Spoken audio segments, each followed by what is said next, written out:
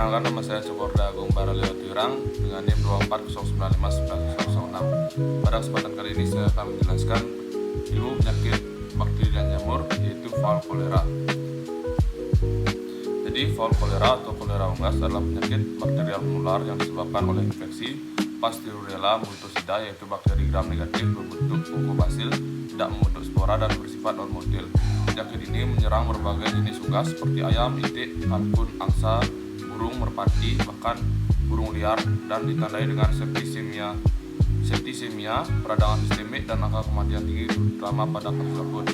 Fall Cholera termasuk dalam kelompok penyakit bakterial kronis dan akut pada unggas domestik. Dalam bentuk akut, penyakit ini dapat menyebabkan kematian mendadak tanpa gejala klinis yang jelas, sedangkan dalam bentuk kronis infeksi berlangsung lebih lama dan ditandai dengan lesi pada sendi, saluran pernapasan, dan jaringan subkutan di sekitar kepala.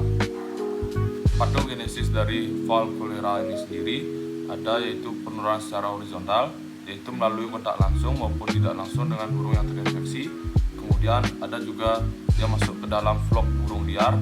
Kemudian ada juga yang bisa tertular melalui hama seperti mencit, tikus, dan lain-lain.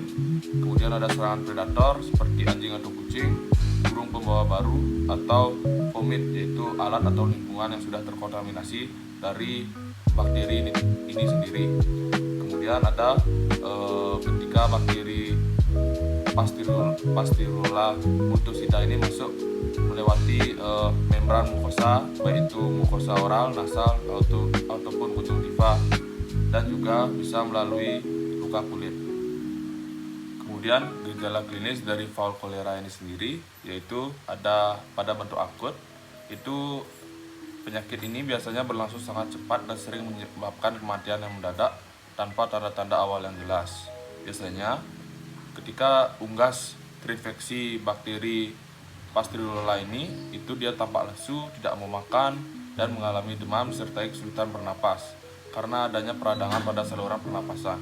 Kadang terlihat keluar selendir atau busa dari paruh dan hidung, serta jengger dan pial berubah warna menjadi kebiruan akibat gangguan sirkulasi dan kekurangan oksigen. Pada beberapa kasus dapat terjadi pendarahan di bawah kulit, terutama di sekitar pial dan jengger, serta keluarnya darah dari lubang hidung atau mulut menjelang kematian. Tingkat kematian pada bentuk akut ini sendiri bisa sangat tinggi, terutama pada populasi unggas yang belum pernah divaksinasi. Kemudian pada bentuk kronis, penyakit ini berlangsung lama, lebih lambat dibanding yang berbentuk akut, dan sering muncul pada unggas yang berhasil bertahan dari infeksi akut. Gejala yang tampak itu meliputi pembekalan lokal pada pial, jengger, sendi, dan daerah sekitar mata atau wajah akibat terbentuknya abses atau peradangan jaringan. Kadang terjadi radang telinga tengah yang menyebabkan kepala berputar atau posisi leher miring yang sering disebut dengan torticollis. Selain itu, unggas tampak kurus pucat, menurun nafsu makan, dan produksi telur, serta menunjukkan gangguan gerak akibat pembengkakan sendi kaki. Untuk mendiagnosis itu kita dapat dicurigai apabila ditemukan adanya kematian mendadak pada unggas dengan gejala seperti cyanosis pada jengger dan pial, keluarnya lendir atau darah dari hidung dan paruh, serta pembengkakan pada kepala atau sendi. Gejala tersebut terutama bila terjadi secara mendadak dan menyerang banyak individu dalam satu populasi merupakan indikasi kuat adanya indikasi Fall Cholera. Secara patologi anatomi, unggas yang mati akibat bentuk akut Fall Cholera menunjukkan lesi berupa pendarahan pada organ dalam seperti jantung, hati, dan limpa. Hati biasanya tampak membesar atau biasa disebut hepatomegali dengan bintik-bintik putih keabu-abuan, sedangkan limpa mengalami pembesaran dan juga kongesti. Dapat pula ditemukan perikarditis, pneumonia, dan peritonitis fibrinosa, menandakan adanya infeksi sistemik. Pada kasus kronis, tampak abses pada pial, jengger, sendi, atau sinus intraorbital yang mengandung eksudat kental berwarna kekuningan. Untuk konfirmasi diagnosis, perlu dilakukan adanya isolasi dan identifikasi Pasteurella multocida dari sampel darah, organ, atau eksudat. Bakteri ini dapat tumbuh pada agar darah, membentuk koloni halus bundar, dan mukoid perwarnaan gram menunjukkan bentuk kuku basil gram-negatif. Sedangkan uji biokimia memperlihatkan hasil positif terhadap indol, oksidase, dan katalase. Baik, kemudian saya akan menjelaskan bagaimana cara mencegah, mengobati, dan juga pengendalian dari penyakit Fall Cholera ini sendiri. Jadi upaya pencegahan flu kolera merupakan langkah paling penting untuk menghindari terjadinya wabah penyakit ini sendiri.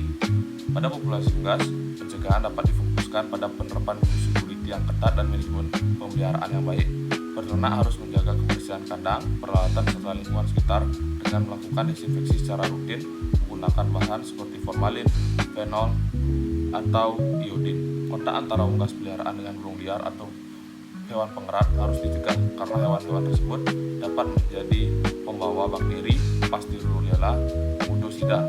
Selain itu, pakan dan air minum juga harus dijaga agar tidak terkontaminasi, dan kondisi lingkungan kandang perlu diatur agar tidak menyebabkan stres pada unggas. Pencegahan yang efektif juga melibatkan vaksinasi rutin, terutama di daerah endemik menggunakan vaksin inaktif atau hidup atenuasi sesuai petunjuk dokter hewan.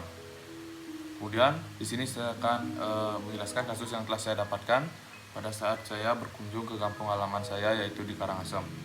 Jadi saya dapatkan kasus ini ketika saya bermain ke salah satu rumah teman ayah saya, yaitu kebetulan beliau adalah seorang peternak ayam.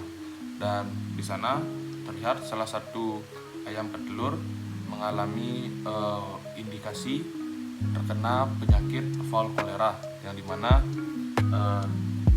ayam tersebut mengalami gejala klinis akut seperti lesu, tidak mau makan, mengalami demam.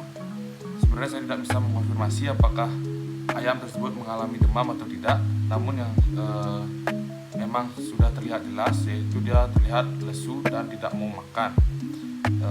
Untuk mengkonfirmasi lebih lanjut apakah memang benar atau tidak ayam tersebut terkena penyakit flu kolera, harus dilakukan uji-uji modern seperti ELISA dan juga PCR. Baik, jadi kesimpulan dari kasus ini yaitu adalah flu kolera merupakan penyakit bakterial menular yang disebabkan oleh Pasteurella mudosida dan menyerang berbagai jenis unggas, terutama ayam dan itik. Penyakit ini dapat bersifat akut maupun kronis dengan gejala utama berupa kematian mendadak, gangguan pernapasan, sianusis pada jengger dan pial, serta pembengkakan pada bagian kepala atau sendi. Secara patologis, flu kolera ditandai dengan lesi berupa pendarahan pada organ dalam, hepatomegali dengan bercak nekrosis, serta perikarditis dan pneumonia fibrinosa yang menunjukkan adanya infeksi sistemik. Penyakit ini menimbulkan kerugian ekonomi besar di sektor peternakan karena tingginya angka kematian, penurunan produksi telur, serta potensi unggas sembuh yang menjadi pembawa laten. Diagnosis ditegakkan melalui kombinasi antara pemeriksaan klinis, temuan patologi anatomi, dan konfirmasi laboratorium dengan isolasi Pasteurella mudosida. Pengobatan menggunakan antibiotik dapat membantu mengurangi gejala, namun tidak selalu efektif dalam menghilangkan bakteri sepenuhnya. Sekian yang dapat saya sampaikan. Saya mohon maaf jika ada kesalahan kata. Om Santi Santi Santi Om.